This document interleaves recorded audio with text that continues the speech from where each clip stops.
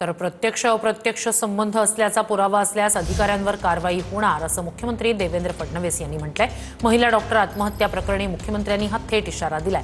तर या प्रकरणाला विरोधकांकडून जाणीवपूर्वक राजकीय रंग देण्याचा प्रयत्न करण्यात येतोय असा आरोपही फडणवीस यांनी केलाय। आम्ही संबंधित अधिकाऱ्याला निलंबित केलेला आहे। अटक करून आम्ही कारवाई सगळ्यांवर करतो आहोत आणि या प्रकरणामध्ये कोणालाही सोडलं जाणार नाही।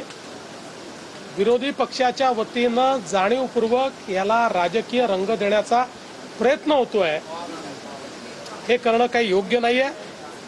मी एवढं स्पष्ट सांगतो की डायरेक्टली किंवा इनडायरेक्टली कोणीही याच्यामध्ये इन्व्हॉल्व आहे असा पुरावा मिळाला तर आम्ही सोडणार नाही, पण राजकारण करू नका।